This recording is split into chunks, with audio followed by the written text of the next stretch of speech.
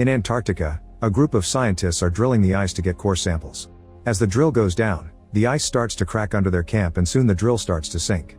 Jason almost falls into the hole too, but Jack and Frank catch him just in time. Then Jack risks jumping over the crack to retrieve the samples, and when he jumps back, the ice breaks under his feet and he falls. Thankfully he manages to use an axe to hold on and his friends bring him back up to watch how the entire ice shelf is breaking. Sometime later, Jack attends the UN conference on global warming in New Delhi to tell all the world leaders that the Earth will go through a new ice age, which will freeze everything on the planet. When the politicians ask how much time is left, Jack explains that it may take some centuries, but if they don't stop using fossil fuels soon, their grandchildren will face the consequences. Unfortunately, the politicians point out this would cost lots of money and call Jack's speech sensationalist claims. Outside the building, people are protesting against climate change and a reporter comments on the snow, which never happened in this area before and is sending the city into chaos. After the conference, Jack meets Terry, who works for the National Oceanic and Atmospheric Administration. Terry agrees with Jack's points and they leave together to share theories. A few days later at Terry's monitoring station in Scotland, an employee notices that a buoy is showing a huge temperature drop, but his coworker just thinks a strong wave must have knocked it about. When Terry comes back, they don't tell him about it.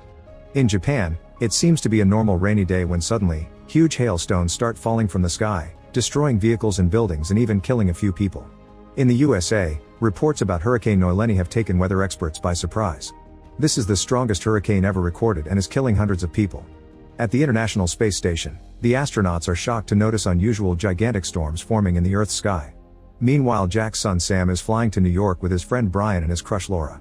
Sam is afraid of flying and he only gets even more nervous when the plane enters the huge storm, which causes it to shake. Suddenly the pilot announces they'll go through some turbulence, so everyone fastens their seatbelts and holds tight as the shaking gets worse and bags begin falling all over the corridor. Thankfully it doesn't last long and Sam realizes he's holding Laura's hand, so he has to let go. When they make it to New York, they're surprised to see a large group of birds flying west, almost as if they were escaping from something. In fact, animals in farms and zoos are also behaving strangely, as if they were afraid. Sam and his friends go to the competition and do quite well, but Sam can't help noticing that a boy from another school called JD keeps on flirting with Laura. Later in the monitoring station, Terry finally notices the buoy registering the drop in ocean temperature.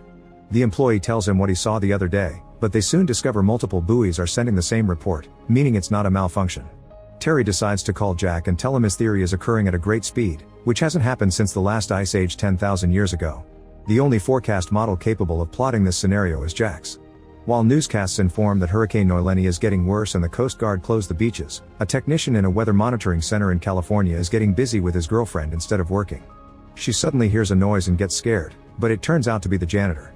At that moment the phone rings and the technician gets a distress call from a reporter in LA, who reveals that it's raining hailstones the size of golf balls. The technician checks the TV and learns that a tornado is starting to form in LA, so he calls his boss to warn him. The man goes outside and discovers the tornado is bigger than average. Back to Jack, he and his co-workers watch the reports of the news helicopters, which are filming how several tornadoes are forming very quickly around LA and destroying everything in their path. People panic and try to get away, but even large vehicles are blown away and soon buildings start to crumble too. The Weather Monitoring Center is also hit and barely gets to stand on the ruins afterward. Soon the president orders the suspension of all air traffic, but 2 planes don't get back in time and crash in the Midwest. An emergency meeting is conducted at the Office of Global Change in Washington, D.C., and they share reports of strange and violent weather from all over the world. Thanks to Terry's confirmation, Jack can explain that this is happening because of the North Atlantic currents, which are affected by the polar ice that is melting due to global warming. He also mentions that it just started and it'll only get worse soon. However, a climate shift is still a theory, so Jack's boss gives him 48 hours to find proof to send to the government. With the help of Frank, Jason, and NASA's meteorologist Janet, Jack begins working hard on writing a good report to the point that he doesn't sleep for 24 hours. When he finally takes a break, his team manages to finish some calculations and they discover there are only 6 to 8 weeks before a new ice age hits the Earth. The next day, Jack gets a call from Sam, who explains he's stuck in New York because the not-stopping rain is flooding the city and has caused many closures. After he hangs up, he discovers that JD is offering his group to stay in his fancy apartment. While the bad weather still hasn't reached DC, people are already panicking and raiding the supermarkets. Jack gets to meet with the vice president and tells him the situation is critical so they should start evacuating, but the vice president ignores him. Meanwhile in Northern Europe, it has been snowing at a crazy speed for the last 24 hours with no sign of stopping. A search and rescue team is sent to retrieve the royal family, but the helicopters have zero visibility and end up flying in the eye of the storm. Soon the chopper's instruments and blades start freezing, causing them to fall and crash. Only one pilot manages to survive, but as soon as he peeks outside, He is frozen to death. Terry hears of this incident and sends confidential data to Jack because he has a more powerful computer to analyze it. This is how they discover a hurricane forming over land, which isn't supposed to happen. In New York, it's already been raining for 3 days and all trains have been suspended, and the water is now pouring out of street manholes. In Canada, the ocean rose by 25 feet in seconds and has caused terrible storms too. In fact, there are reports of a tropical hurricane. Sam and his friends see these reports on TV right before the power goes out, and JD announces he wants to go pick up his brother, so he offers to give the group a ride too. When they leave the building, they see that the city is in absolute chaos and the flood is rising. To make matters worse, employees in the local zoo discover the wolves have escaped. Many people are rushing to hide in the National Library, although a homeless man isn't allowed inside because of his dog. Vehicles can't move anymore because of the water, and many people get stuck inside their cars. Sam's group begins running toward the library too, but Laura stays back to help a family in a car, getting her leg injured in the process. Suddenly a huge tsunami appears out of nowhere and hits the Statue of Liberty before slowly engulfing the city, killing thousands of people. Sam runs back to the street to grab Laura and bring her into the library right before the wave covers the area and gets inside the library's first floor as well. Moments later, Jack finishes his calculations and calls Terry to inform him that the air is descending too rapidly, creating storms in Canada, Scotland, and Siberia that are getting bigger and will reach other areas soon.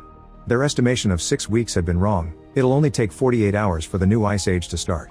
There's nothing they can do to stop it, they can only try to save lives. At that moment, Jack gets an alert of what's happening in New York and rushes to meet with his wife Lucy. In New York, all the survivors including the dog are trying to get comfortable in the library. Nobody has service on their phones, so Sam looks for a payphone. He ends up descending into a flooded floor to find it and immediately calls his parents to tell them he's fine. Jack informs him of what's actually going on, asking his son to stay inside because the storm will get worse and everyone outside will freeze to death. The water on this floor gets higher by the second and the flood reaches the ceiling, ending the call. For a second Laura thinks Sam has drowned, but fortunately he manages to swim out. Then Laura searches for dry clothes for Sam and hugs him to share her body heat. Moments later, everyone starts hearing a strange noise, and when they look outside, they're shocked to see a cargo ship sailing through the flooded streets, crushing the vehicles under it.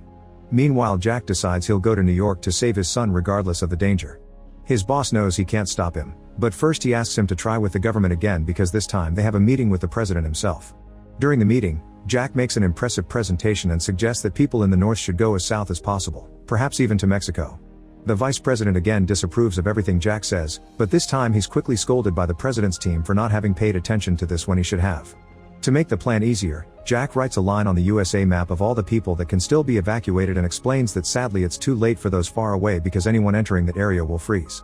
After Jack leaves, the vice president tries to protest against evacuation again, but the president ignores him and approves Jack's plan. Back in Terry's station, the building loses power and the team decides to drink because they don't think they'll be rescued. In New York, the library is out of power too.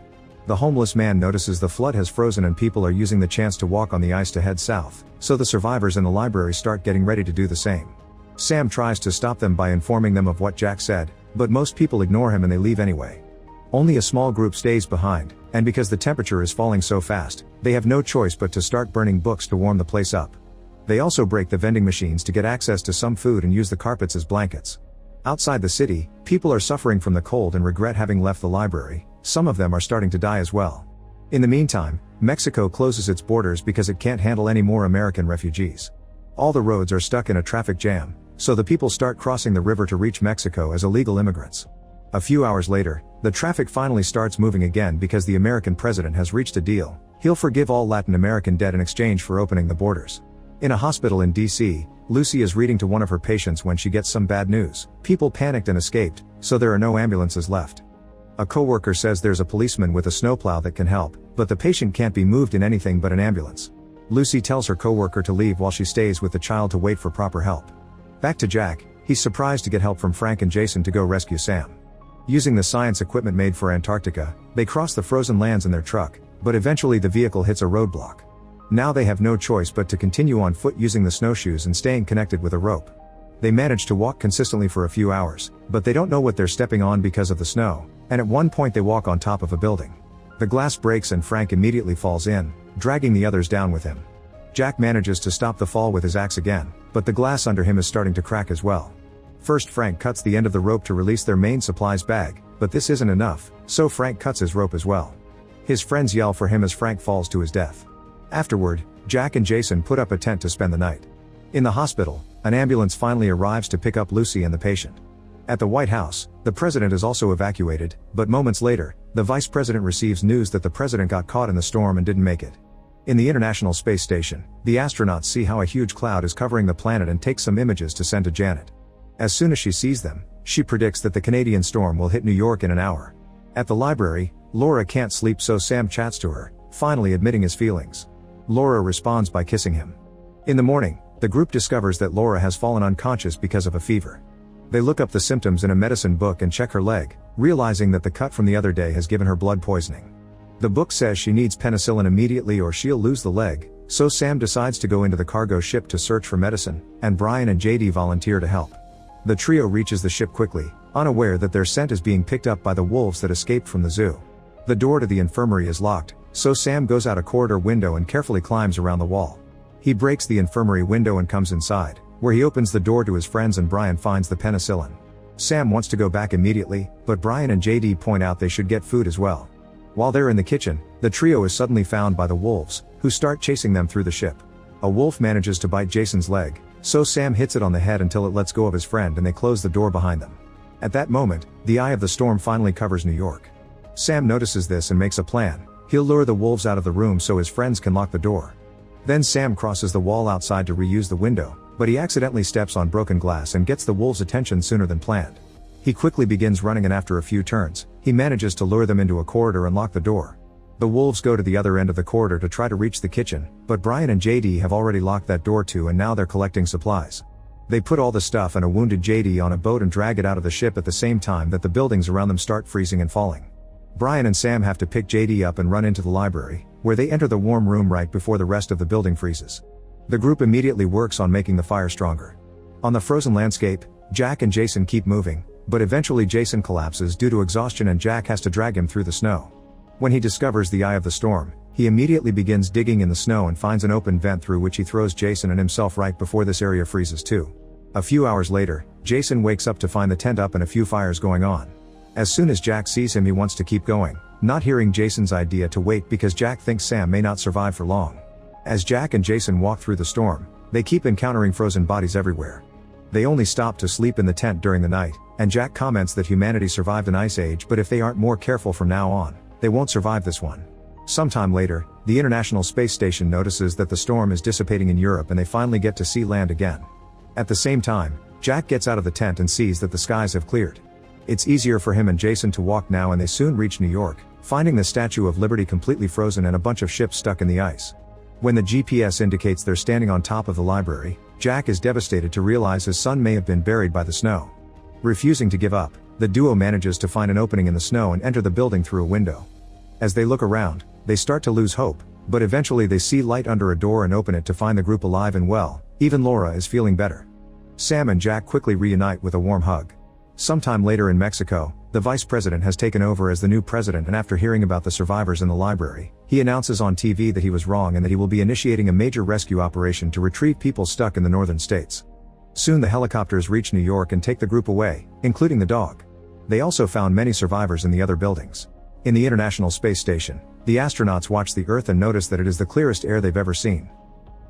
Make sure to subscribe and turn on notifications so you can watch more videos like this. Thanks for watching.